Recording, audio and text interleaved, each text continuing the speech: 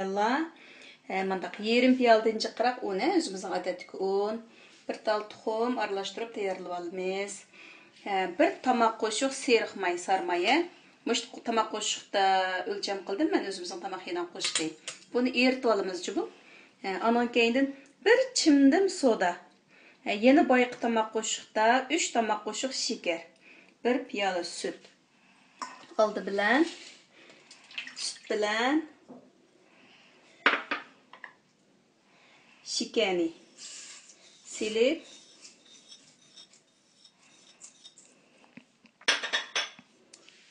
buni qo'l chalg'uchimizda aralashtirib olamiz.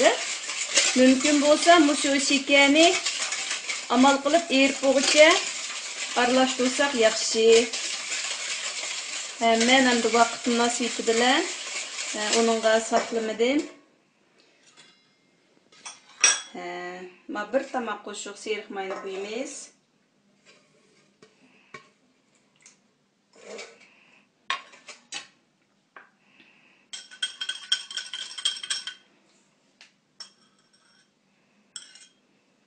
Tuxumni solamiz, yana aralashtiramiz.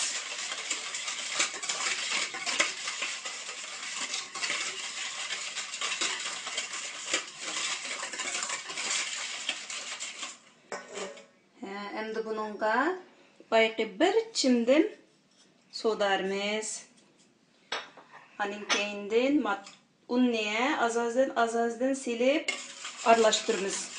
Taki mushu suyuqligimizda unninki juqi qolmag'ichi bo'lgan holatga kelguncha, quyuq holatga kelguncha aralashtiramiz.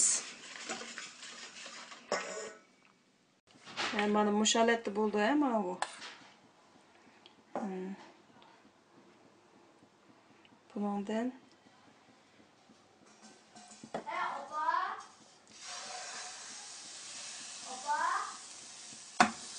bir chumishda elib, mana tekshi yeriga yoritamiz.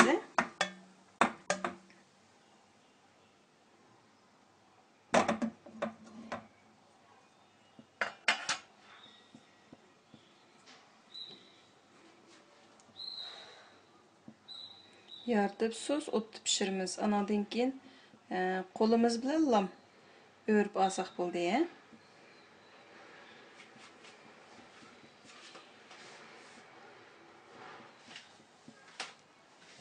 Bunun azroq vaqt ketadi. So'z o'tib pishiramiz. Anadan keyin chachversin sal bo'shtiblam.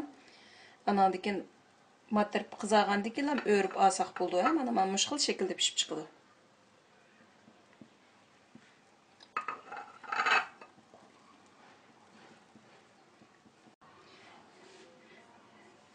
O'rgan chaqda mana shu cho'rs qetishgandan keyin o'z ajraydi keljo'mi? Mana bunda qilib o'rsak bo'ldi ekan.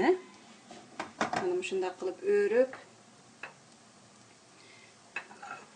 yana atarib qizirib bo'lganda olamiz. Mana bu shunday pishib chiqadi.